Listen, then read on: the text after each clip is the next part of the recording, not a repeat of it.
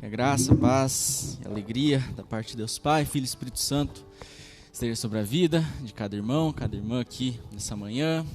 A gente está retornando com a nossa escola dominical, o nosso tempo de estudo aqui.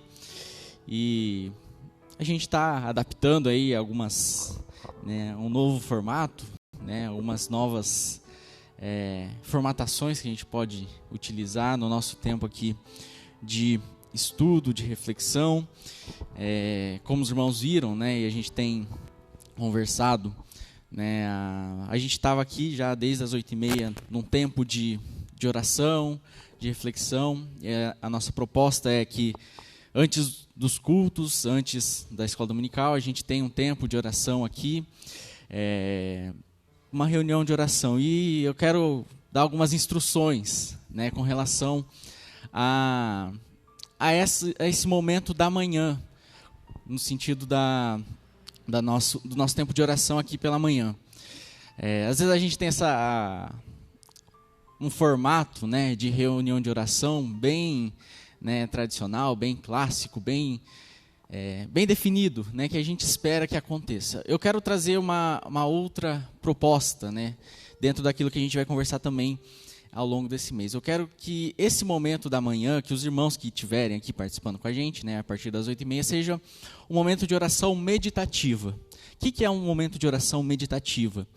É um momento onde a gente chega aqui, a gente está com o templo aberto, a gente seleciona uma passagem bíblica, a gente está lendo a nossa Bíblia, a gente seleciona lá um trecho, uma passagem da Escritura, e a gente lê aquele texto, lê com calma, lê pausadamente, lê absorvendo aquilo que o texto está dizendo. Depois da leitura desse texto que você escolhe, você passa um tempo em silêncio, em oração, refletindo, degustando o texto bíblico, pensando naquelas palavras do que o texto está dizendo. Então você ora a partir daquilo que o texto está dizendo, a partir daquilo que você está entendendo, a partir do que o texto está dizendo.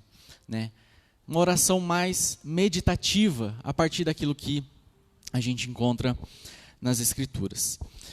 Depois desse tempo de oração, de meditação na palavra, você lê novamente o texto, lendo pausadamente, absorvendo aquilo que o texto está dizendo, refletindo. Então essa é a nossa proposta para o nosso tempo aqui de oração. Então se você deseja participar desse momento de oração, a gente convida para você, próximo domingo, estar aqui às 8h30, para esse tempo de oração. E da mesma forma, à noite, às 18h30, antes do nosso culto, a gente também vai estar um tempo aqui de oração. Irmãos, então a gente está aqui começando o nosso tempo, retomando o nosso tempo aqui de estudo, de reflexão, de ensino, e a gente saúda os irmãos aqui no templo, as irmãs, os irmãos e irmãs também em casa que estão assistindo a gente. A gente vai transmitir também o nosso tempo aqui de estudo. E eu quero convidar você para abrir a sua Bíblia, lá em Filipenses 3, para a gente ler. Filipenses 3. Como eu falei, a gente está num novo formato aqui, talvez de escola dominical, talvez é um ambiente um pouco mais informal. A gente sabe que a escola dominical é um pouco mais informal do que o culto à noite, Então, assim, é um ambiente mais livre, um espaço mais livre, tanto que o pastor está aqui sentado, o pastor está aqui, e vai usar o quadro, o pastor vai fazer uma aula. Aqui vai ser uma aula. Então, a gente quer que esse ambiente seja um ambiente de troca de experiências, um ambiente de reflexão, não um ambiente normativo, onde só uma pessoa fala, onde só o pastor fala, mas é um ambiente de trocas de experiências, de crescimento mútuo, assim como a gente sabe que é a sala de escola dominical. Filipenses 3, a partir do versículo 1. Diz assim, vou colocar aqui melhor. Por fim, meus irmãos, alegrem-se no Senhor. Nunca me canso de dizer-lhes essas coisas, e o faço para protegê-los. Cuidado com os cães, aqueles que praticam o mal, os mutiladores que exigem a circuncisão. Pois nós que adoramos por meio do Espírito de Deus, somos os verdadeiros circuncidados. Alegramo-nos no que Cristo fez por nós. Não colocamos nenhuma confiança nos esforços humanos, ainda que se os outros pensassem ter motivos para confiar nos próprios esforços, eu teria ainda mais. Fui circuncidado ao oitavo dia, sou israelita de nascimento, da tribo de Benjamim, um verdadeiro hebreu. Era membro dos fariseus, extremamente obediente à lei judaica. Era tão zeloso que perseguia a igreja, e quanto à justiça, cumpria a lei com todo rigor. Pensava que essas coisas eram valiosas, mas agora as considero insignificantes por causa de Cristo. Sim, todas as outras coisas são insignificantes comparadas ao ganho inestimável de conhecer a Cristo Jesus, o meu Senhor. Por causa dele, deixei de lado todas as coisas e as considero menos que lixo, a fim de poder ganhar a Cristo e nele ser encontrado. Não conto mais com a minha própria justiça, que vem da obediência à lei, mas sim com a justiça que vem pela fé em Cristo, pois é com base na fé que Deus nos declara justos. Quero conhecer a Cristo e experimentar o grande poder que o ressuscitou. Quero sofrer com ele, participando de sua morte, para que, de alguma forma, alcançar a ressurreição dos mortos. Palavras do Senhor. E a gente aprende muito com essa palavra, a partir daquilo que Paulo está dizendo, do que ele deixou para trás, quando ele conheceu a Cristo, quando ele entendeu quem Cristo era e o que Cristo fez. E que a gente também possa entender quem é Cristo Jesus nas nossas vidas e o que ele fez por nós. E tudo aquilo que a gente tem que deixar para trás, que a gente precisa deixar para trás, a partir do momento que a gente vê que aquilo que Cristo tem a nos oferecer é muito maior. E é um pouquinho sobre isso que a gente vai conversar nesse ciclo de estudos aqui do nosso tempo, aqui aos domingos de manhã. Mas antes a gente vai orar, eu quero convidar você a se colocar em pé. A gente vai orar e a gente vai cantar algumas canções, 2 canções, para a gente ter o nosso tempo aqui de ensino e de estudo. Ó Deus, querido e amado Pai, nós te agradecemos por mais esse dia. Te agradecemos, Senhor, pelas suas misericórdias que mais uma vez se renovaram sobre as nossas vidas. E nós te louvamos, ó Deus, por esse tempo que nós temos aqui na tua casa, com os nossos irmãos e irmãs, para juntos, ó Deus, aprendermos a respeito daquilo que é do Senhor para as nossas vidas, para a vida da tua igreja. Nós te agradecemos, ó Deus, por esse tempo que nós teremos aqui. Te pedimos que o Senhor nos inspire, para que aquilo que nós fizermos, aquilo que nós prestarmos a ti, seja também como expressão da nossa adoração, do nosso louvor, da nossa gratidão a ti por tudo que o Senhor tem feito e por tudo aquilo que o Senhor ainda fará em nossas vidas. Nós te agradecemos por tudo e é no nome de Jesus que nós oramos. Amém. Vamos louvar.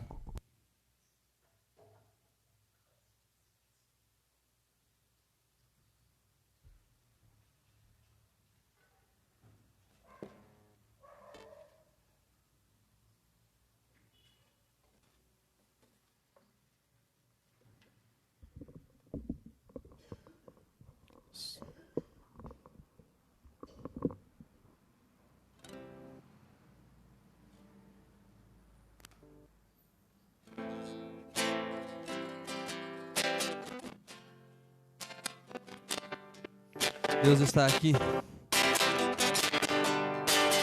Deus está aqui, aleluia. Tão certo como o ar que eu respiro, tão certo como a manhã que se levanta, tão certo como eu te falei, pode me ouvir. Deus está em mim, aleluia. Tão certo como o ar que eu respiro, tão certo como a manhã que se levanta, tão certo como eu te falei, pode me ouvir. Deus está em ti. Deus está em ti, aleluia. Tão certo como o ar que eu respiro. Tão certo como a manhã que se levanta, tão certo como eu te falo e pode ouvir. Em nós, Deus está em nós, aleluia. Tão certo como a que eu respiro, tão certo como a manhã que se levanta, tão certo como eu te falo e pode ouvir. Tão certo como eu te falo e pode ouvir. Tão certo como eu te falo e pode ouvir.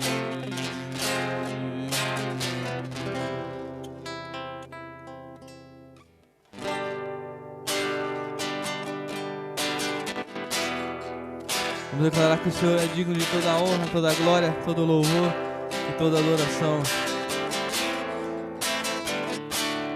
Dignas de glória e louvores, levantamos nossas mãos, te adoramos, ó Senhor. Dignas de glória e louvores,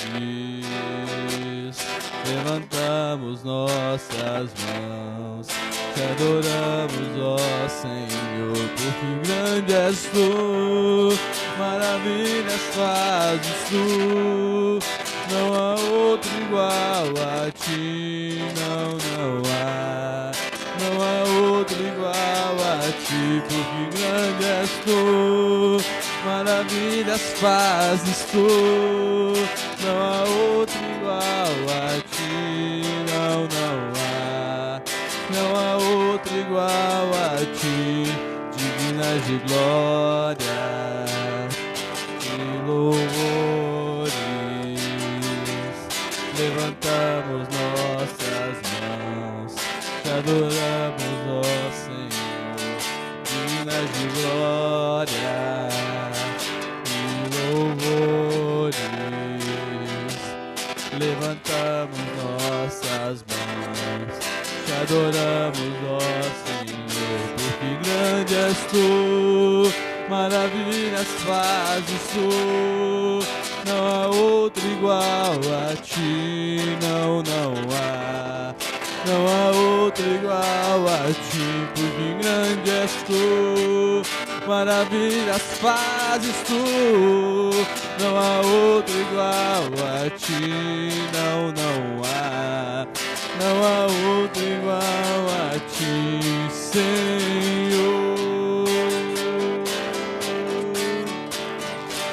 Amém. Os irmãos podem se assentar.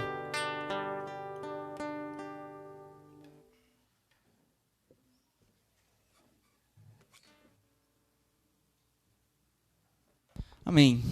Então, como a gente estava comentando, esse nosso tempo aqui vai ter um formato um pouquinho diferente daquilo que a gente está acostumado, às vezes, quando a gente pensa numa escola dominical, né? Geralmente, o hábito mais tradicional é a gente adotar uma revista, né? Nesse primeiro momento, e pelo menos até o final do ano, dentro do meu planejamento, a gente não vai adotar uma revista.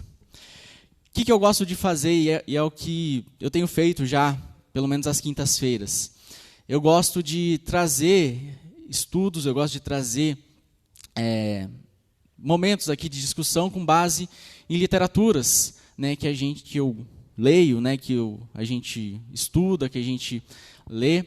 E assim como a gente tem feito às quintas-feiras, a gente tem estudado, né, a gente estudou, né, no começo do ano sobre disciplinas espirituais, com base no livro A Celebração da Disciplina. Agora a gente está falando sobre uma outra trilogia, também de formação espiritual, do James Bryan Smith.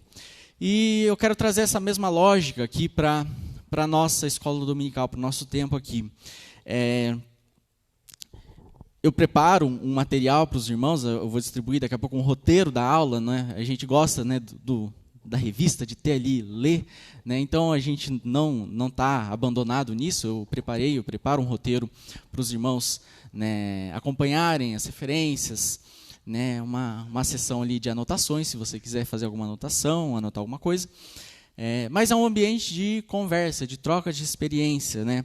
Então a gente conduz a nossa conversa a partir, né, daquele capítulo do livro, e daqui a pouco eu vou falar um pouquinho do livro que a gente vai estudar nesse ciclo, e a gente discute a respeito daquilo que o autor aponta, o autor apresenta. Para esse primeiro ciclo, desse retorno que a gente está fazendo, eu selecionei o livro Igreja Simples, do Tom Rainer e do Eric Geiger. É um livro que tem sido muito utilizado como referência bibliográfica e referência de estudo para pastores, para líderes, para igrejas que estão desenvolvendo processos de reestruturação, processos de revitalização. E a gente falou um pouquinho, né, no passado, quando a gente começou a nossa escola dominical, a gente começou a falar de revitalização de igreja, e de alguma forma a gente vai retomar esse assunto também, pensando, né, a partir da proposta que esses autores apresentam. E então a gente pretende, né, conversar um pouquinho sobre isso, igreja simples. Eu quero vou pedir para o Joe ajudar a distribuir o nosso guia. Está meio apagadinho, mas dá para ler alguns, né? Não sei, o toner ali da impressora acho que estava acabando, e daí alguns uma parte ficou um pouco prejudicada, mas no geral dá para entender. Quando a gente está falando sobre igreja simples, a gente vai falar sobre igreja e alguns apontamentos a respeito do que esses autores estão dizendo. Gente, eu vou usar o quadro, eu gosto muito de usar quadro. E eu acho que aqui talvez vocês vão ver um Felipe um pouco diferente, um Felipe mais solto, um Felipe mais, né, livre, né? No sermão eu fico mais preso ali naquilo que eu escrevi, naquilo que eu quero falar. Aqui eu fico mais à vontade, digamos assim, né? Então eu gosto de escrever. Aqui não é uma aula de escola onde você tem um caderno para anotar. Então o pastor vai usar aqui só para fazer uns rabiscos para eu seguir uma linha de raciocínio. Mas se você quiser anotar alguma coisa, algum ponto, fique à vontade. Então a gente está falando de um livro chamado Igreja Simples. O subtítulo desse livro está aí embaixo. Alguém pode ler o subtítulo do livro?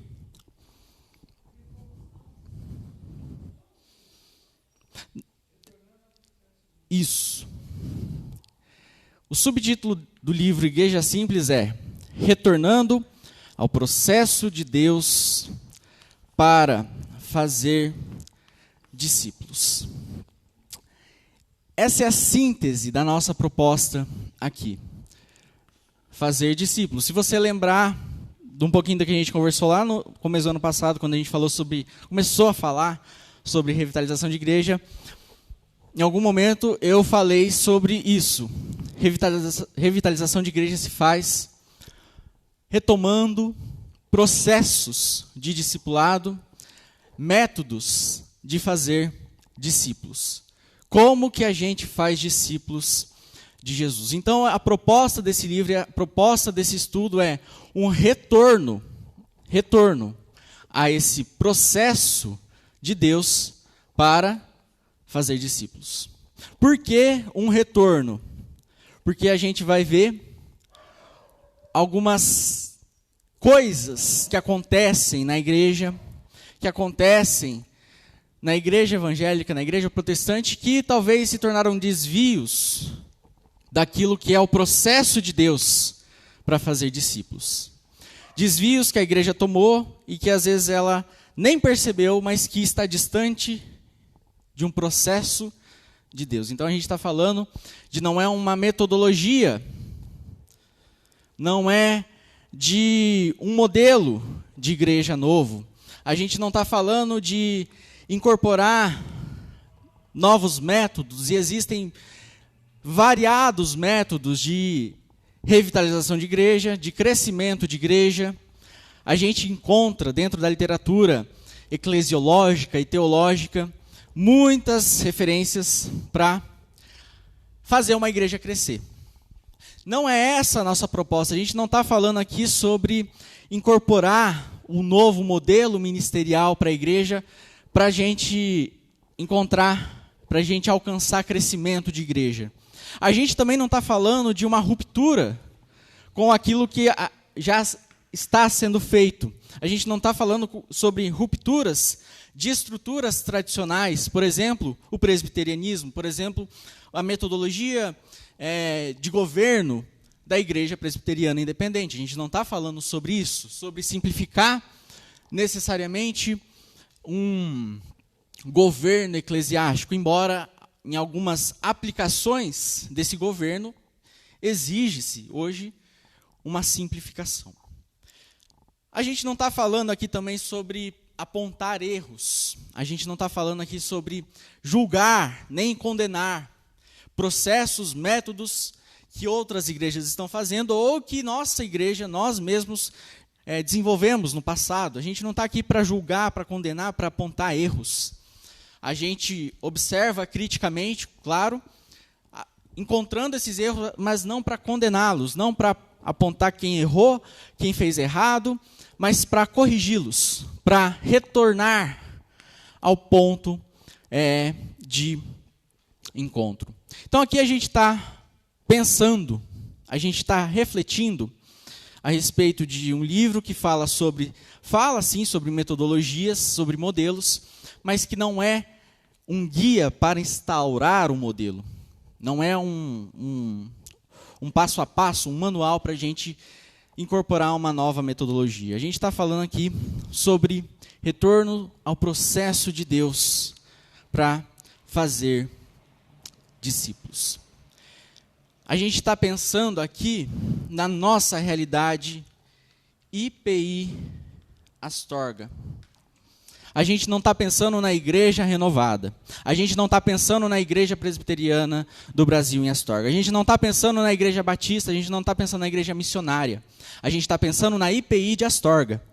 Então, assim, a gente pode até observar modelos, a gente pode até observar o que a igreja lá está fazendo, mas a gente não pode querer achar e querer fazer assim como eles estão fazendo, porque aquilo que está dando certo lá pode ser que não esteja dando certo aqui. Por isso que a gente está falando de um retorno ao processo de Deus para fazer discípulos, não a cópia do modelo que a IPB está fazendo, não a cópia do modelo que a Renovada está fazendo, não a cópia do modelo que a igreja tal lá em São Paulo está fazendo. A gente está falando de processos de Deus para fazer discípulos. A gente aqui, então, está pensando na nossa realidade, a gente está pensando aqui a respeito do que a gente quer retomar como revitalização de igreja, mas a partir de um processo de Deus, que tem como consequência o crescimento da igreja. A gente não está falando aqui sobre um método, um modelo, um processo visando o crescimento da igreja. A gente não está aqui com o objetivo de fazer a igreja crescer. A gente está aqui com o objetivo de observar aquilo que Deus estabelece para a sua igreja e que tem como consequência o crescimento da igreja. O crescimento da igreja é uma consequência da nossa fidelidade, é uma consequência daquilo que a gente faz em obediência ao que Jesus comissiona os seus discípulos a fazer. Discípulos. A gente não está aqui pensando, vamos fazer a igreja crescer como um fim em si mesmo. Mas a gente está pensando aqui no crescimento da igreja como uma consequência e não como o objetivo final daquilo que a gente está fazendo, daquilo que a gente está pensando. Então a gente está pensando numa igreja simples, no sentido de retornar aos processos de Deus para a missão, para fazer discípulos. E por que então igreja simples? Primeiro de tudo, a gente precisa pensar em algumas coisas a respeito de literaturas e da literatura específica que a gente está utilizando. a gente está utilizando uma literatura norte-americana. Grande parte da literatura a respeito de eclesiologia no Brasil hoje são traduções de materiais norte-americanos, materiais europeus, porque a igreja evangélica brasileira, talvez ela ainda tenha um pouco de dificuldade em aceitar a sua condição contextual, né? Então talvez tenha um pouco de dificuldade ainda de encontrar, embora existam muitos já, mas preferem utilizar metodologias e referências norte-americanas. Eu posso dizer que eu sou um pouco crítico do uso indiscriminado e acrítico de materiais estrangeiros. Por quê? Porque a igreja nos Estados Unidos, ela nasce num contexto completamente diferente da igreja evangélica no Brasil. Os Estados Unidos, por exemplo, ele foi constituído basicamente sobre fundamentos protestantes. O protestantismo, se a gente pensa no presbiterianismo no Brasil, está aqui há 162 anos apenas. Se a gente pensa, né, nos Estados Unidos, é muito mais tempo que isso. Então, as igrejas, elas nascem num contexto diferente. Os Estados Unidos, no geral, enquanto uma sociedade, enquanto uma cultura, nasce num contexto totalmente diferente do Brasil. Então, a gente precisa observar essa literatura, igreja simples, que a gente está utilizando, com critérios. Não é copiando o modelo, porque aquilo que os autores Tom Rainer e Eric Geiger explicam, colocam a respeito de igreja simples, eles pensam a partir de um pensamento norte-americano, de um pensamento norte-americano. Então, a gente vai observar isso. Então, quando eu vou trazer aqui para a gente, né, condensar esse roteiro, eu vou, né, trazer dentro dessa perspectiva também de uma igreja simples, mas dentro de um contexto brasileiro, latino-americano. Algumas... o que eu ia falar? Esqueci. Enfim, essa é a literatura que a gente vai utilizar. Eu gosto, embora, como eu falei, eu sou um pouco crítico do uso indiscriminado de literaturas estrangeiras, né, e até utilizo, já é a quarta literatura estrangeira que eu estou usando aqui na igreja. Quarta ou quinta, não sei. Mas a gente faz com um uso mais crítico, observando, entendendo que a gente vive num contexto bem diferente do que aqueles que os autores estão vivendo, seja eclesiasticamente, seja culturalmente, socialmente, economicamente falando. Vamos lá, então. Por que a gente precisa falar de igreja simples? Por que a gente precisa falar e pensar uma igreja simples? Quando a gente está falando de igreja simples, a gente não está falando de uma igreja sem estruturas. A gente não está falando de uma igreja sem organização governamental. A gente não está falando de uma igreja sem uma regulação doutrinária. A gente não está falando de uma igreja simples no sentido estrutural, físico, né, de um templo, né, com poucos recursos. A gente não está falando nesse aspecto de simplicidade. A gente está falando de métodos, estruturas simples, simplificadas. Por quê? Porque a gente vive num mundo complexo. A gente vive num mundo difícil. A gente vive num mundo que, apesar das facilidades que a gente encontra, é complexo. É aquilo que a gente pode chamar de complexidade inversamente proporcional. À medida que a tecnologia avança, à medida que as empresas desenvolvem novas formas, novos recursos para facilitar processos do dia a dia, a gente encontra uma descomplicação desses processos. Eu gosto de usar, e eu já usei bastante aqui, mas eu vou usar o processo de ir ao banco. Né? Os bancos digitais hoje, os bancos têm a facilidade de recursos à distância de uma tela de você resolver os seus problemas. Facilidade, descomplicação de processos que antes eram complicados. Recentemente, acho que uns 3 meses atrás, clonaram o meu cartão de crédito.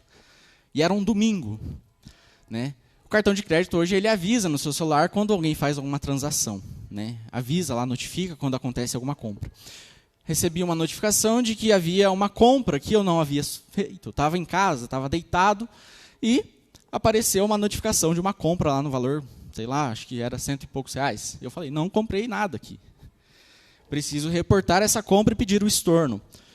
Em menos de meia hora eu consegui entrar em contato com o banco, resolver tudo, não precisei ir na agência, eu não precisei ligar, fiz tudo por mensagem e, em menos de meia hora, eles estornaram a compra e solicitaram a emissão de um novo cartão que chegou ali, sei lá, umas 3 semanas depois. Descomplicação de processos. A gente vive num mundo onde as empresas trabalham para descomplicar processos. Mas à medida que a gente vive, à medida que a gente existe nesse mundo, a gente vê uma complicação do ser humano. A gente vê uma complicação nos relacionamentos. A gente vê uma complexidade em outros processos relacionais, entendimento a respeito de quem é o ser humano, do que eu sou, qual é o meu propósito. A gente vê essa complexidade existencial na mesma proporção que a gente vê a descomplicação nos processos do dia a dia. Então é sobre esse mundo complexo que a gente está vivendo e que a gente encontra o nosso desafio de buscar ser uma igreja simples. Por quê? Porque igrejas são pessoas. Igreja não é necessariamente o templo, não é a estrutura, não é o modelo de governo. Igrejas são pessoas, e pessoas estão cada vez mais complexas. Por isso que a gente precisa simplificar essas estruturas aqui que fazem parte da igreja, para que o ser humano ele não entre em, colapso, de já encontrar uma realidade ao seu redor complexa e ainda encontrar dentro da igreja uma estrutura que o confunde ainda mais. Quando a gente observa isso, então, a gente está pensando nas tecnologias que o mundo utiliza para simplificar a vida. A gente está pensando em processos que o mundo, que as empresas utilizam para simplificar, facilitar os processos básicos do dia a dia do ser humano. E a gente vê isso em alguns exemplos. Por exemplo, a Apple. A Apple não é Apple, não. Ou não é Apple também, não. Apple.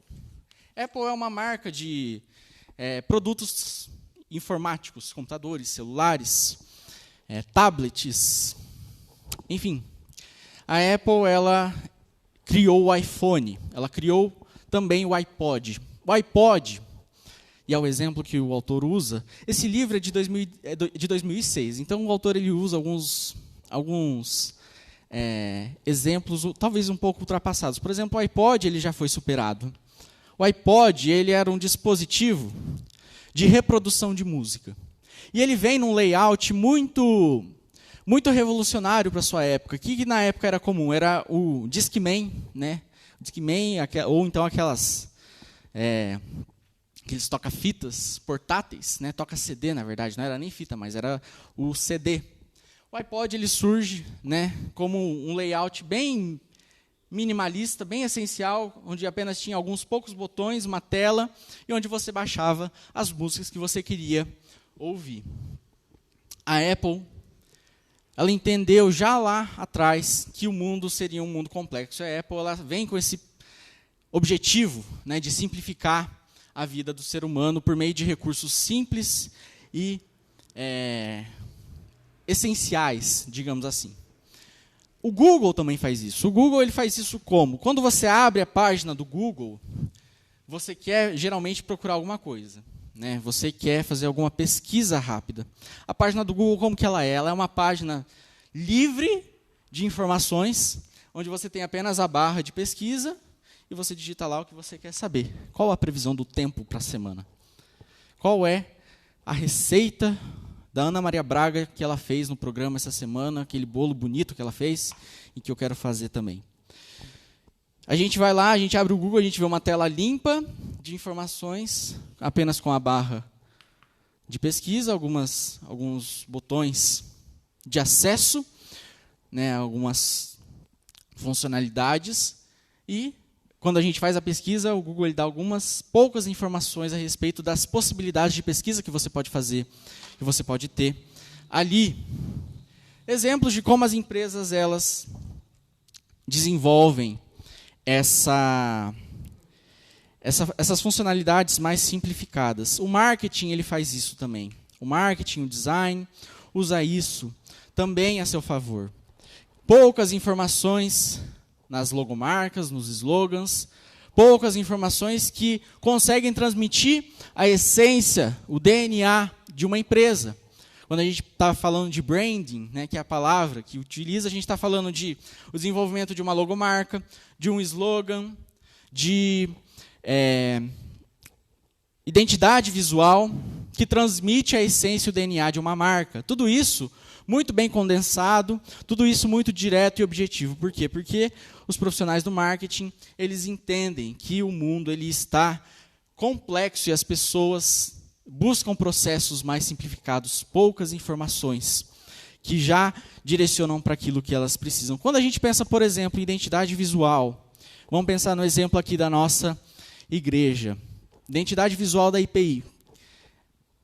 Alguém sabe quando que a IPI adotou essa logomarca? Em que ano? 1987. Foi aprovada essa atual logomarca pelo então Supremo Conselho da Igreja. É uma logomarca que foi desenvolvida no final da década de 80. Quando a gente observa, e provavelmente você já ouviu sobre isso, né, quando chega perto de 31 de julho, as pessoas gostam de postar, as igrejas gostam de postar, a respeito, né, dos símbolos da igreja, do logo da igreja. A gente tem aí 6 símbolos nessa logomarca. A gente tem a cruz, a gente tem a Bíblia, a gente tem a sarça, a gente tem a pomba, dentro da pomba tem um peixe, e em volta tem um arco ogival. Isso tudo faz parte da identidade visual da igreja, desenvolvida em 1986, 87. Década de 80. Final da década de 80, 34 anos.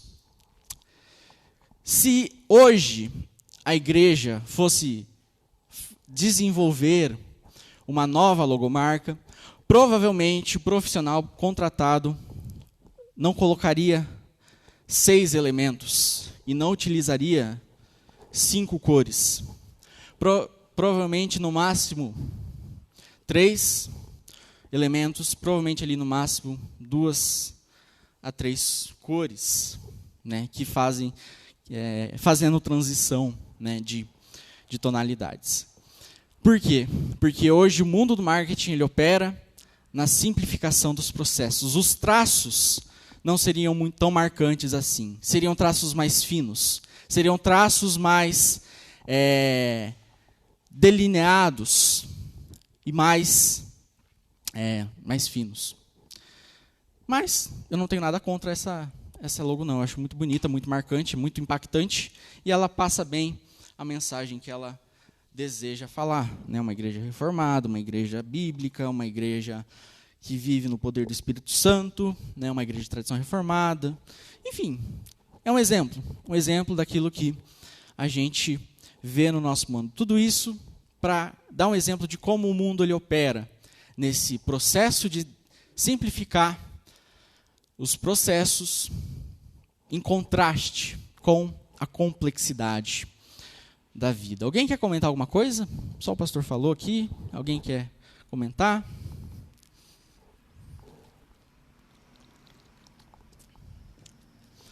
Tudo bem. Então a gente segue. Onde que a gente quer chegar com tudo isso? Onde que a gente quer chegar com todos esses exemplos de complexidade e descomplicação da igreja? Dos processos, aliás. A gente quer chegar na resposta da igreja a esse mundo. Como que a igreja ela reage a esse mundo complexo e descomplicado ao mesmo tempo? Como que a igreja opera nesse sentido? Complicando mais os seus processos ou também simplificando mais os seus processos? Quando a gente pensa, a igreja está no contexto que esse mundo vive. A igreja está em constante troca com essa dinâmica em que o mundo opera. Essa dinâmica de alta produção, essa dinâmica de agendas lotadas, de uma rotina exaustiva que as pessoas estão vivendo. Hoje, se a gente for pensar, né, esse livro é de 2006, a gente está em 2021, há 1 ano e meio, vivendo uma pandemia. Mas é um P, não é um R, é um P, de pandemia. A gente está 1 ano e meio vivendo uma pandemia. Como que a igreja reage a esse momento onde o mundo, em 1 ano e meio, se tornou muito mais complexo, né? Onde a gente viu muita coisa acontecer, e como que a igreja está reagindo? Então, essa é uma outra perspectiva que a gente tem que trazer também para a nossa literatura, de que a gente está vivendo num momento de pandemia, que a gente está vivendo num momento de reestruturação da igreja, em que a igreja foi profundamente afetada, assim como todas as estruturas do mundo. A gente está pensando numa igreja que precisa dar uma resposta a esse mundo complexo pelos próprios processos que ele enfrenta, e agora por uma pandemia por causa de um vírus. Como que a igreja reage? Para muita gente, para muitos pastores, para muitas igrejas, esse foi o momento da igreja se tornar uma igreja simples. Esse foi o momento que a igreja buscou aquilo que é essencial. E essa é uma palavra importante. Esse foi o momento onde muitos pastores conseguiram, observando a estrutura na qual a igreja operava, simplificar os seus processos, simplificar as suas metodologias, simplificar aquilo que é essencial, aquilo que é o cerne, aquilo que a gente está chamando do retorno aos processos de Deus para fazer discípulos.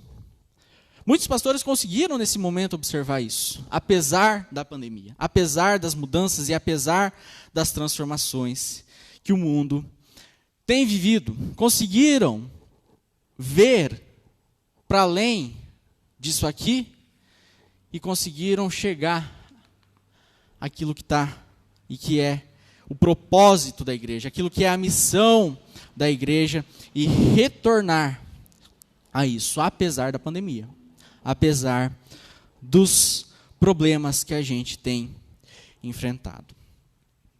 Como falei, esse livro é uma literatura norte-americana e ele também é o resultado de uma pesquisa que os autores fizeram em igrejas lá nos Estados Unidos.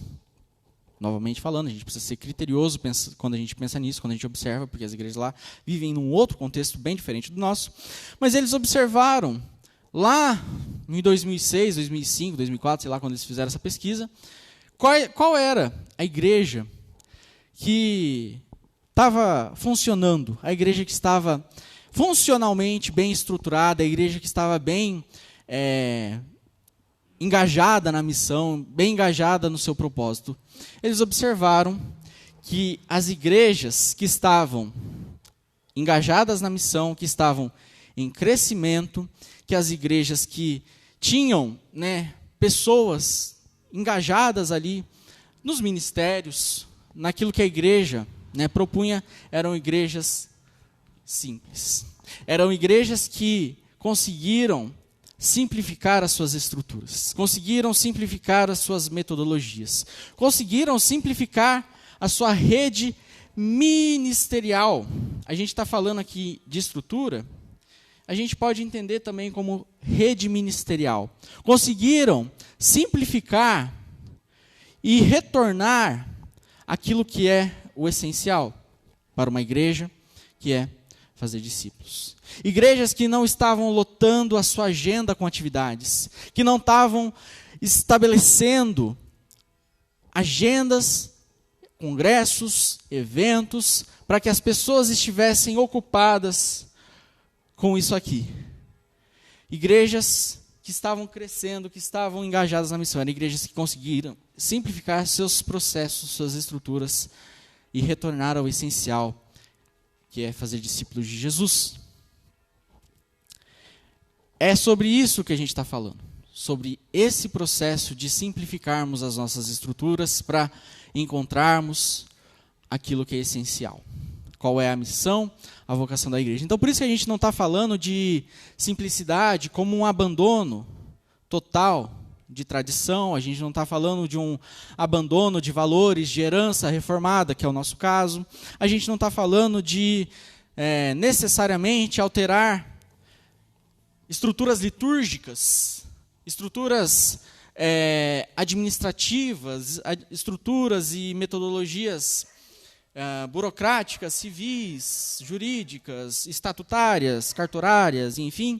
A gente não está falando necessariamente nesses processos, embora existam, sim, situações onde isso se torna um fardo e desvia um pouco a missão. Mas a gente está falando principalmente sobre esse retorno àquilo que é essencial. Falar sobre simplificar a igreja, simplificar a estrutura, simplificar métodos, não é algo que a gente está fazendo porque está na moda, porque outras igrejas estão fazendo, porque igreja X está fazendo, ou porque a gente encontrou numa literatura legal aquilo que a gente precisa fazer. A gente não está falando sobre isso.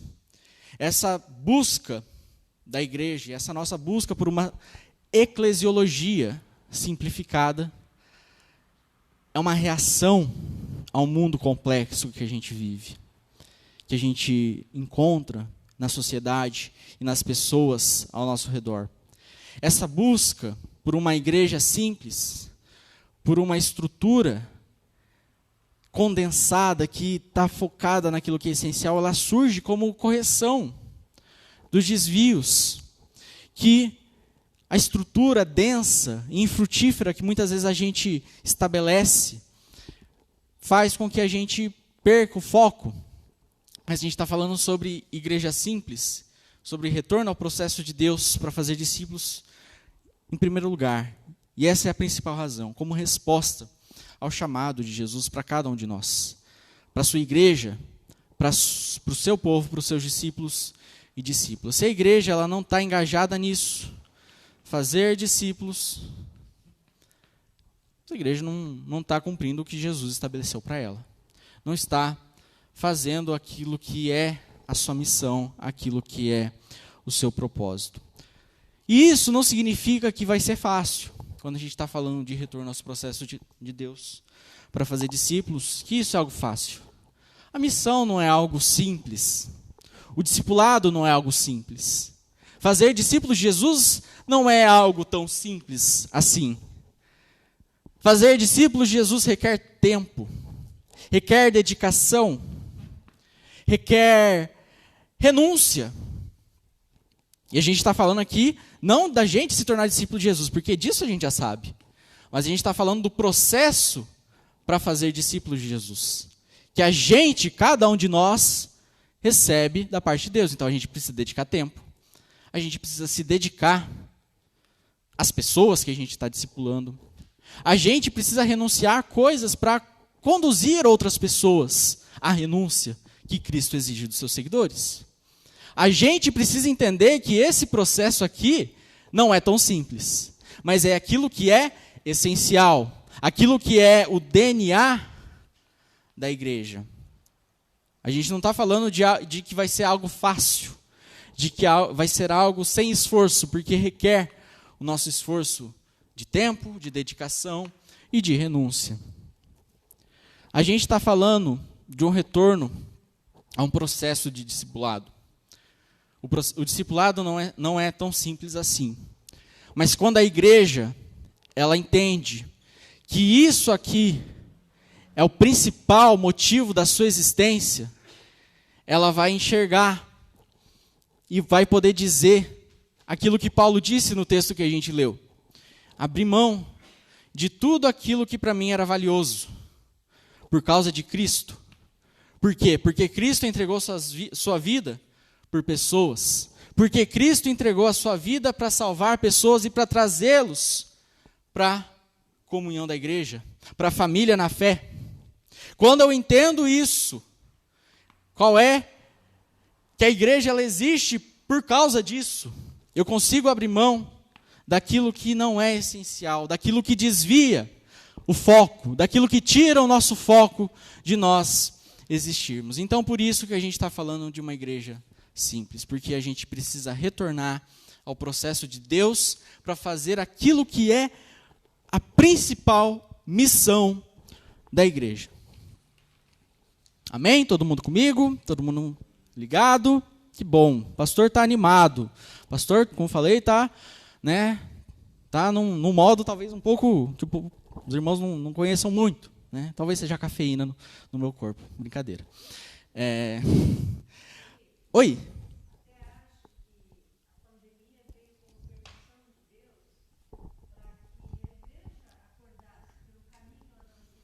Sim.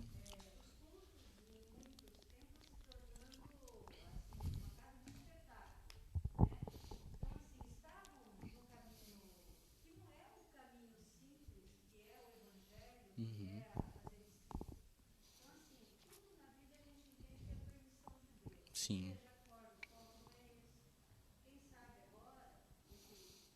Uhum.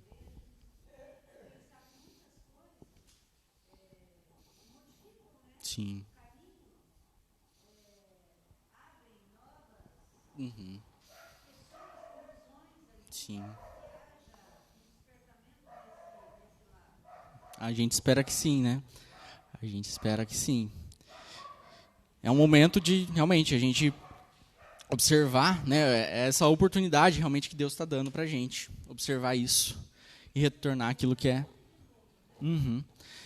É o tempo perfeito para a gente observar como muitas igrejas conseguiram fazer aquilo que é o essencial, aquilo que é o foco, né, aquilo que é primordial. Porque como a gente vê, essas estruturas que a gente está falando, esse modus operandi, essa forma de operar, às vezes se torna muito cômoda para as pessoas. Se torna um ciclo onde as pessoas elas estão aqui e tudo gira em torno disso. Mas muitas vezes isso que não é necessariamente errado, não é necessariamente o problema, mas o problema está quando essas estruturas, está distante disso aqui, fazer discípulos. Esse é o problema. Quando essas estruturas, quando a nossa eclesiologia, a nossa metodologia não está cumprindo isso aqui. Esse é o problema que a gente está apontando. O problema não é ter uma igreja estruturada ministerialmente, uma igreja com muitos ministérios, uma igreja grande, uma igreja, né, que tem muitas pessoas, que tem pessoas. O problema é quando esses ministérios, esses muitos ministérios não estão cumprindo isso aqui. Gira em torno apenas da sua subsistência. Existe até um crescimento, existe até uma expansão, mas o que a gente vai precisar observar nesse crescimento é se esse crescimento está levando a isso, fazer discípulos de Jesus. Por quê? Porque, quer dizer, como que a gente vai observar isso? O compromisso com Jesus, o discipulado, ele é um compromisso com Deus. É um compromisso de fé. E é um compromisso de ação também. Quando a gente se compromete com Jesus, quando a gente entrega a nossa vida para Jesus, né, usando a linguagem comum, a gente está assumindo um compromisso com Deus. A gente está assumindo um compromisso de fé. E a gente está assumindo um compromisso de ação.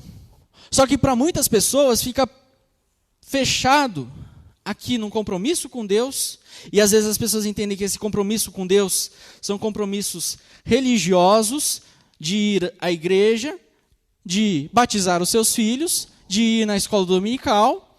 Esse é o compromisso com Deus que a pessoa tem. É um compromisso de fé. Ela faz as suas orações, ela faz a sua leitura bíblica, mas acaba falhando nisso aqui, no seu compromisso de ação. E que ação eu estou me referindo aqui?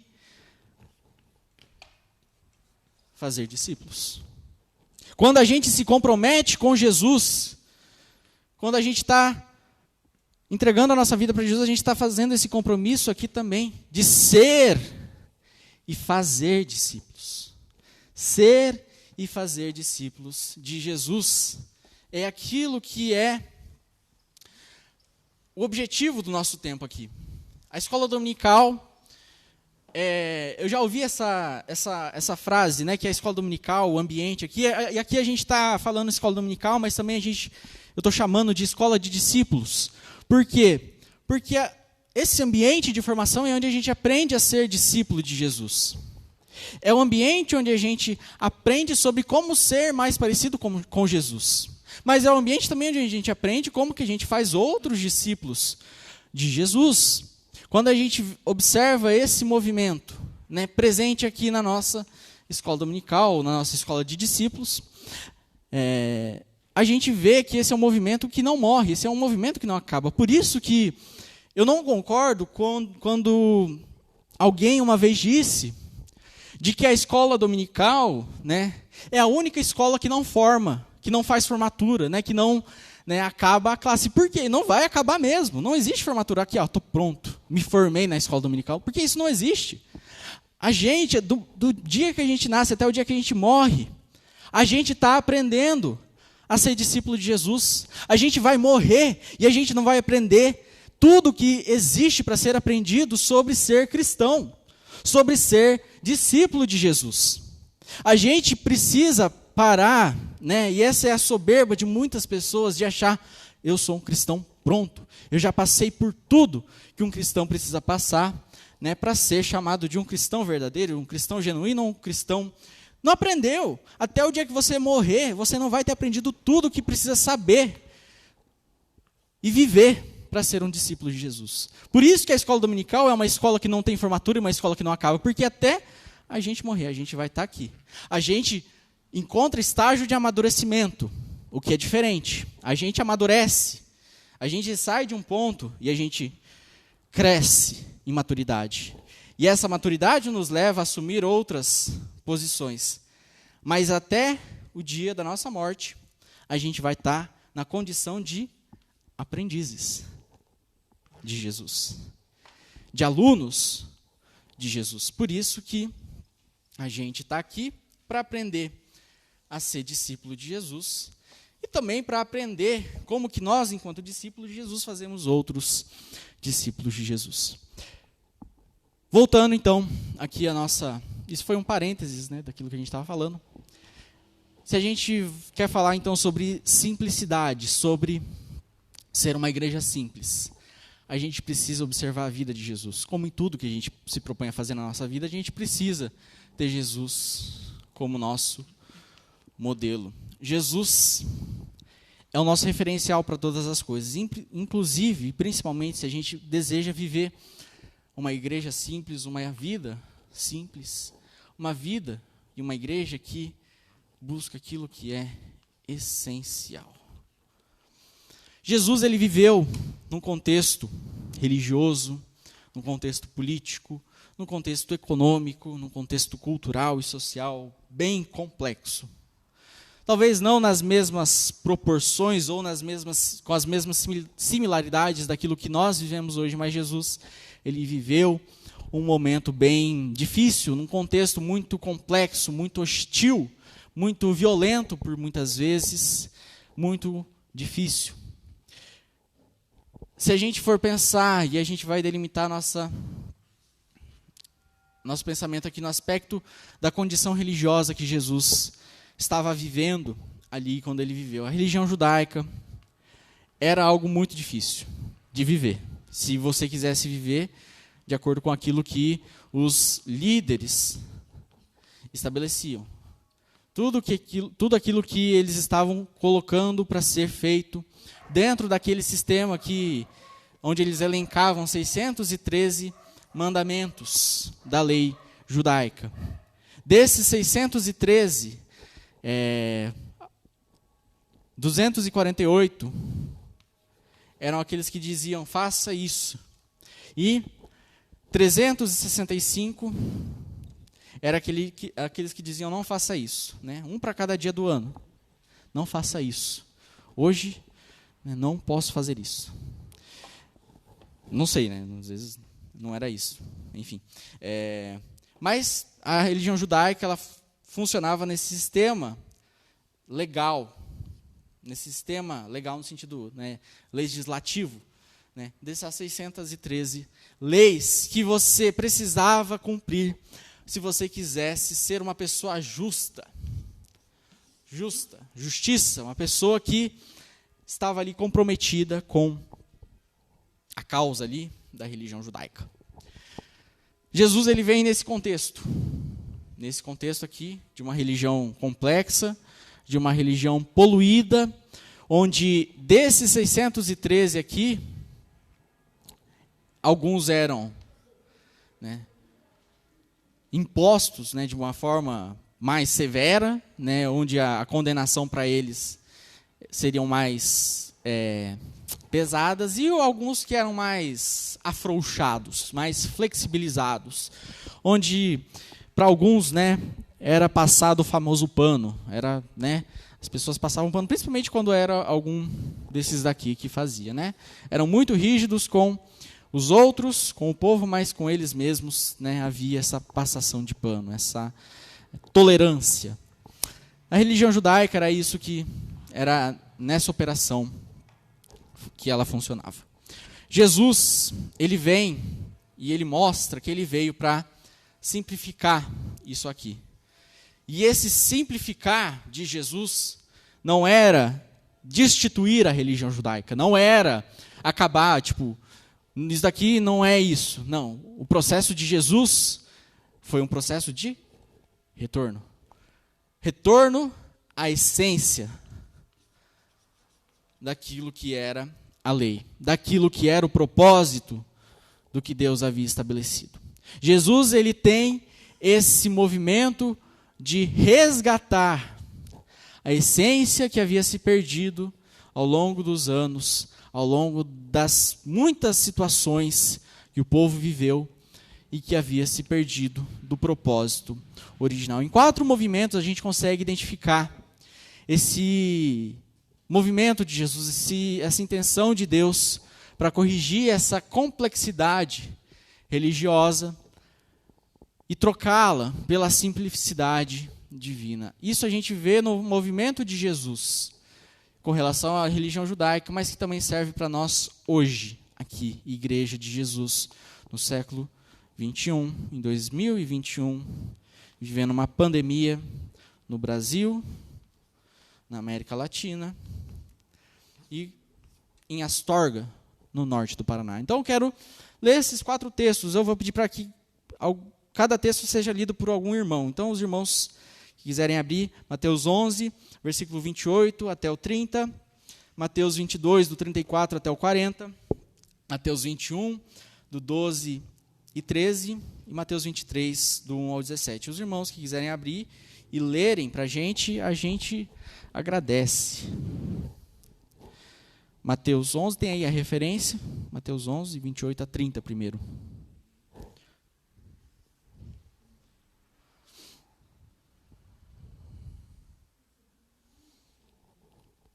Mateus 11, 28.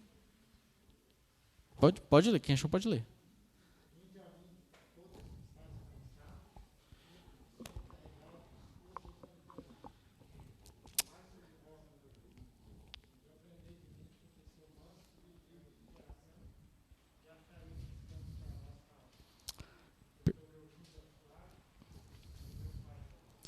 Perfeito. Esse é o primeiro movimento de Jesus.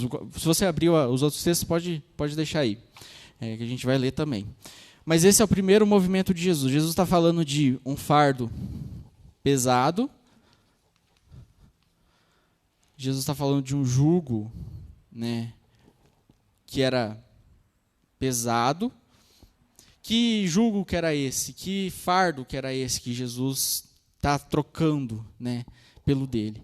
Era justamente esse fardo pesado da lei, dessa exigência do cumprimento dos 613 mandamentos que os líderes religiosos estabeleciam. Jesus está falando, gente, quem vier após mim, quem vier a mim, não que não precise observar isso aqui, mas Jesus está falando, eu não vou colocar um jugo sobre a sua vida, um jugo de culpa, se você não cumprir isso daqui, um fardo de seguir à risca tudo isso que a lei está dizendo.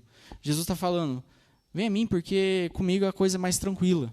Venham a mim porque comigo a coisa é mais tolerante. Venham comigo porque aqui a graça é reinante. Mateus 22.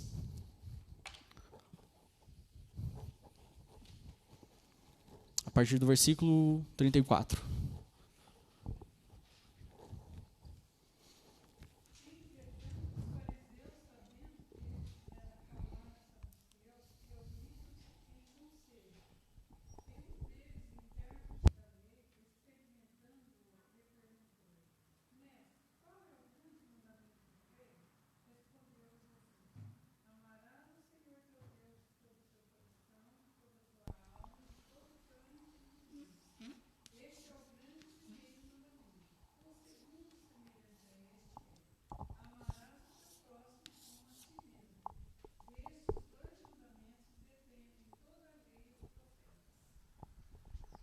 Perfeito. Outro movimento de Jesus simplificando a religião judaica.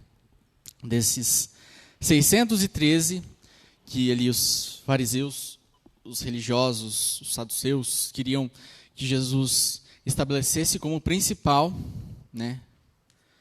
Jesus pega e fala 2. Amarás a Deus sobre todas as coisas, de todo o teu entendimento, toda a tua alma, todo o teu coração, como algumas outras versões vão colocar, e amarás o teu próximo. Jesus está falando, cara, esse sistema que estabelece isso daqui, ele pode ser mais simples. Porque se você amar a Deus sobre todas as coisas, de todo o teu entendimento, de todo o teu coração, de toda a tua alma, com toda a tua vida, com tudo aquilo que você é, com tudo aquilo que você tem, com toda a sua existência, com todas as áreas da sua vida, você vai entender que aqueles outros itens que a lei estabelecia, né, isso aqui vai regular a forma como você vai viver. De forma que isso aqui vai ser apenas um referencial, um detalhe, mas não uma imposição. Amar a Deus sobre todas as coisas faz com que a gente viva uma vida de acordo com a lei de Deus, com os preceitos, os mandamentos de Deus. Mas Jesus também fala sobre amar o próximo. Jesus está falando, se você quer viver uma vida que honra a Deus, uma vida onde de obediência a Deus e aos seus preceitos, você precisa amar o seu próximo como a você mesmo. Você precisa colocar o próximo como alguém que você considera. Colocar o próximo como alguém a ser reconhecido. Colocar o próximo como alguém a quem eu reconheço. Mateus 21, 12 e 13.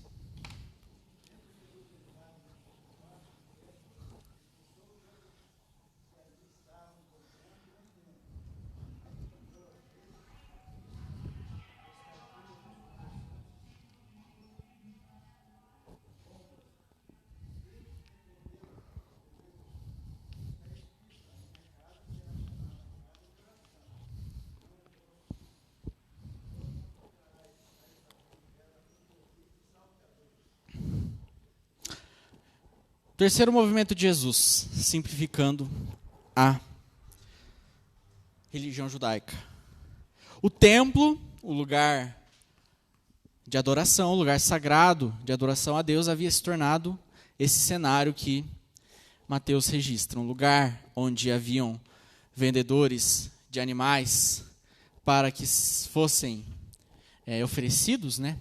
Então as pessoas estavam ganhando em cima daquilo que era para ser ofertado como adoração a Deus. Isso estava acontecendo ali dentro das dependências do templo. Jesus está virando a mesa dos cambistas. Quem eram os cambistas? Aqueles que trocavam dinheiro. Vinham pessoas de fora, né, que tinham moedas diferentes. Era como o câmbio que a gente tem aqui. E eles faziam essa troca de câmbio, né, essa troca dos valores, e eles cobravam taxas em cima dessa troca de câmbio. Então eles lucravam em cima dessa troca, que geralmente as pessoas que trocavam para comprar, né, os animais para serem ofertados ali no altar. Jesus está virando a mesa ali da galera, descendo, né, ali o azorrague, né, aquela corda, né, aquela espécie de corda para, né, espantar os animais. Jesus não bateu em ninguém ali não, tá, gente? Jesus estava expulsando os animais dali, daquele ambiente que era sagrado, daquele ambiente que havia tomado um desvio do seu propósito. Jesus está trazendo aqui, o templo como lugar de adoração ao Pai, não como lugar de comércio, não como lugar de exploração com base na cobrança de taxas indevidas. Por fim, Mateus 23, 1-7. Por gentileza, algum irmão, irmã ou irmã?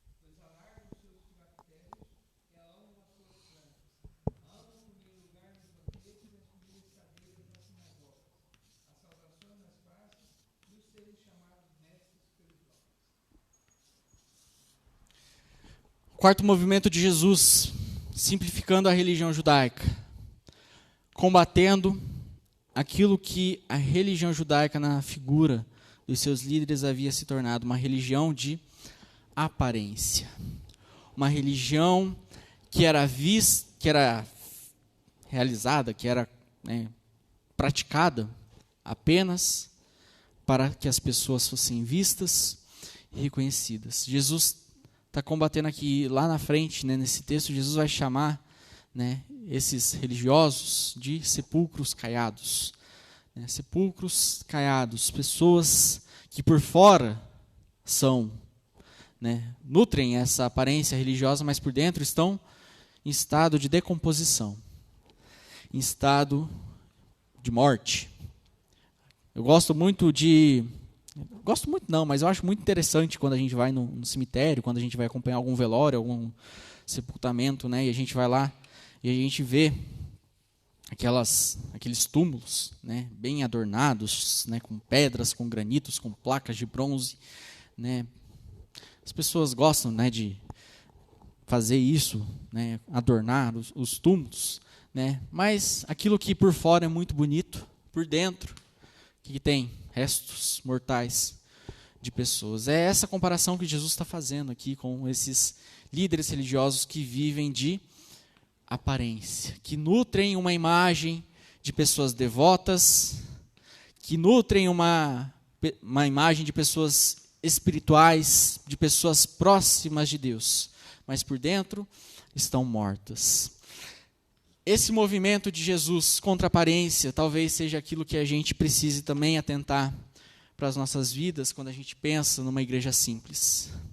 Muitas igrejas vivem de aparência. Muitas igrejas vivem dessa estrutura ministerial muito bonita, muito admirável, muito bem estruturada, mas por dentro as pessoas estão mortas, as pessoas estão comprometidas com a sua aparência religiosa, com aquilo que é, né, bonito, aquilo que é agradável para as pessoas. Jesus está combatendo isso daqui. Se tornar uma igreja simples é combater a nossa existência pela aparência. Vivermos apenas de aparência, vivermos apenas para mostrar serviço, mostrar função, mostrar funcionalidade, mostrar ministério. Igreja simples, uma igreja que não vive pela sua aparência, é uma igreja que vive pela missão. Uma igreja comprometida com o processo de Deus para fazer discípulos.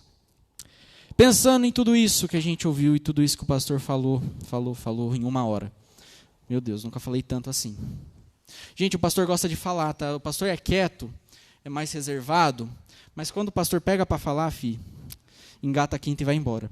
Então, preciso me atentar a isso. Para a gente encerrar, para a gente refletir aqui, algumas reflexões sinceras, né? Em nossa cultura, qual que tem sido a resposta da igreja, a nossa resposta, né? A necessidade que as pessoas se veem de buscar processos simples, coisas mais simples, simplificadas. A gente coloca sobre as pessoas, enquanto igreja, um fardo pesado, um fardo complexo, um fardo, né, difícil de levar. Qual que tem sido a nossa resposta ao anseio das pessoas por esses processos mais simples? A gente, enquanto igreja, consegue focar naquilo que é essencial, naquilo que é a missão. E missão, aqui a gente está focando no discipulado, no fazer discípulos, mas a gente vai ver que missão também é cuidado. Missão também é transformação integral do ser humano. É devolver a dignidade humana que foi roubada pelo pecado. Tudo isso faz parte de missão. A gente está falando sobre discipulado, a gente está falando sobre fazer discípulos, mas missão também é isso, é cuidado, é atenção, é transformação de vida, é devolver a dignidade humana às pessoas que tiveram essa dignidade roubada pelo pecado, o pecado nas suas mais diversas formas. Como que a gente responde a isso? A nossa igreja, ela é uma igreja simples, focada nessa essência, focada nisso aqui, voltada para esse processo de Deus, que Deus estabeleceu. Por que é tão difícil a gente viver isso tudo nos nossos dias? As facilidades que a gente tem, às vezes nos atrapalham a desenvolvermos um ministério essencial, talvez. Como que a gente observa o quadro todo? Quando a gente olha para a igreja, a gente não pode ver apenas pedaços do quadro. A igreja é um quadro completo. Eu vou falar um pouquinho mais sobre isso mais para frente. Mas a igreja, ela é um quadro completo. A igreja não é um ministério aqui, a igreja não é isso aqui.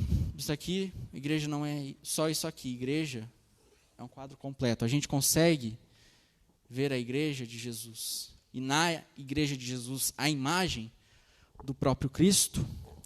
Como e quando nós identificamos que nós precisamos, então, dessa eclesiologia mais simples? A gente consegue identificar isso na nossa necessidade enquanto igreja, enquanto IPI de Astorga. A gente não está falando de igreja evangélica no Brasil, a gente não está falando de igrejas no contexto geral, a gente está falando sobre a IPI de Astorga. Amém? Dúvidas, questões, confrontos, discordâncias? Está tendo culto à noite. Nosso culto volta a ser à noite. Isso, volta hoje. Nosso culto volta a ser às 19 horas hoje. 7 horas. 7 horas.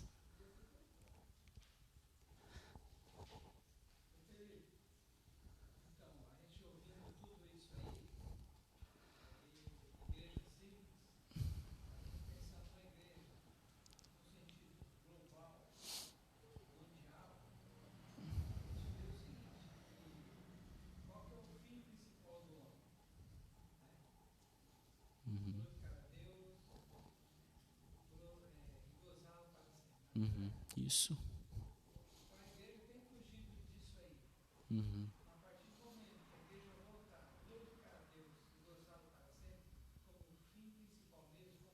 Uhum.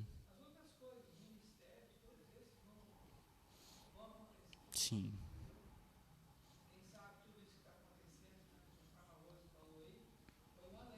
Uhum.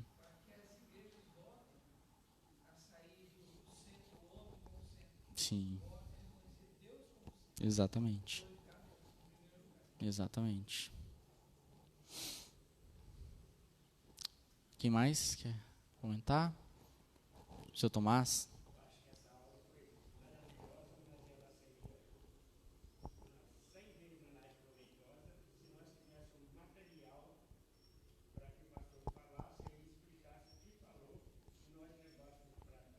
Uhum.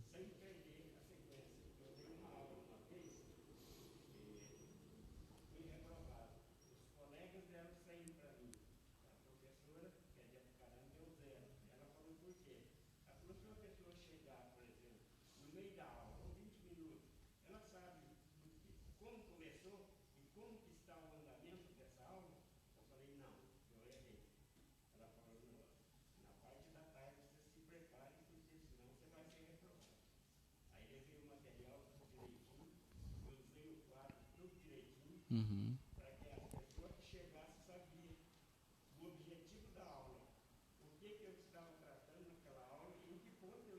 Uhum. Sim.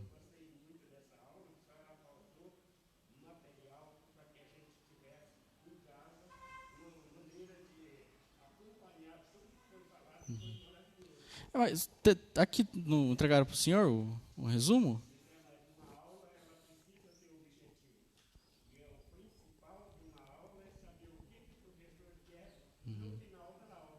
Uhum.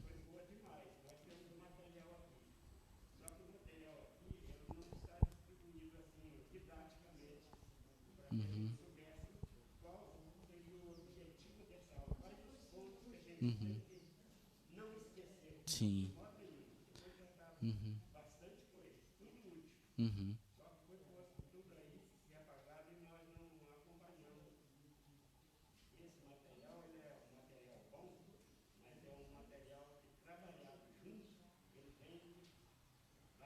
Uhum.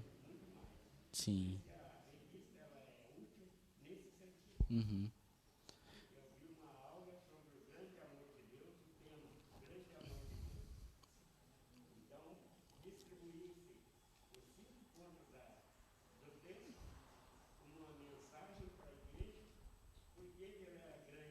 Uhum.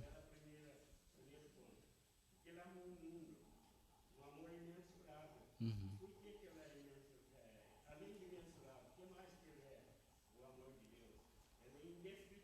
Uhum.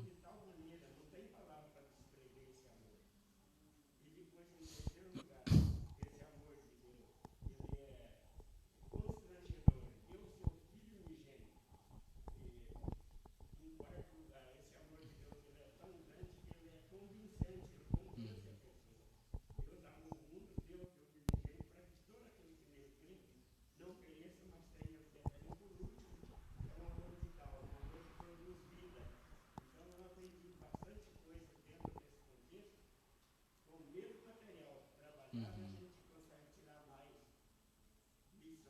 Sim, sim.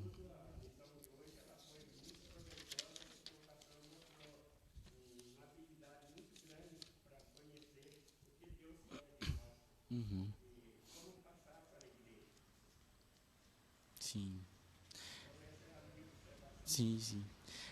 Como também hoje é uma aula mais introdutória, né? Então é algo mais amplo, né? Não tão diretivo, né? Então talvez creio que nas próximas, quando o assunto vai sendo mais afunilado, né? Mais diretivo, a gente vai conseguir observar esse objetivo, né? De uma forma mais ampla. Amém? Irmãos, a gente vai orar, vai encerrar nossa aula, nosso tempo aqui. A gente volta com o nosso culto à noite, às 19 horas, mas às 18h30, a gente vai estar aqui num tempo de oração, de reflexão. E vamos nos colocar em pé, vamos orar. Pedir para nossa irmã Rose vir aqui à frente, pegar um dos microfones e orar, para a gente encerrar o nosso tempo aqui.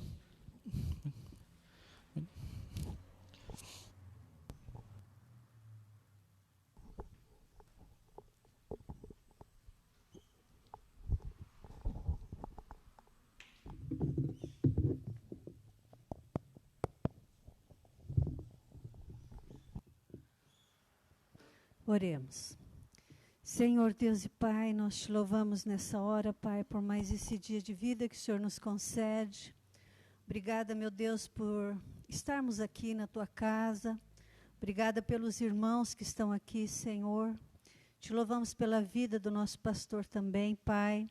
Te louvamos por essa aula maravilhosa que tivemos. Que o Senhor realmente continue usando o nosso pastor. E a nós, Pai, que o Senhor nos envolva cada dia mais com Teu amor, que possamos nos dispor mais, Deus, a ouvir a Tua voz, a aprender os Teus ensinamentos, Senhor. Que possamos nos colocar mais à disposição, Pai, cumprir o ID. Nos perdoa, Deus, porque temos falhado muito, Deus. Nos perdoe, Deus, porque temos fraquejado muitas vezes, não temos tido tempo, não temos amado o suficiente o nosso próximo, não temos nos dedicado, Pai, e não temos renunciado tantas coisas. Nos perdoe por isso, meu Pai. Abençoe a Tua igreja, Deus, que no retorno agora à escola dominical, possamos vir mais, aprender mais de Ti, meu Pai. Nos ajude como filhos, nos ajude, Deus, como humanos que somos, porque falhamos mesmos. Somos pequenos, Pai, diante de tanta grandeza do Teu amor. Cuida de nós, meu Pai. Cuida da Tua igreja. Que haja um despertamento no meio do Teu povo, Senhor. Em nome de Jesus oramos, agradecido por esse momento tão especial nas nossas vidas, Pai. Obrigada. Em nome de Jesus. Amém. Amém. Receba a bênção. Que a graça do nosso Senhor Jesus Cristo, o amor maravilhoso, sublime do nosso Deus Pai, a comunhão, a consolação, a restauração do Espírito Santo de Deus esteja sobre a sua vida, sobre a sua casa, sobre a sua família, hoje e eternamente. Amém. Uma boa semana. Quer dizer, boa semana não, até a noite, né? Até a noite. Deus abençoe a todos.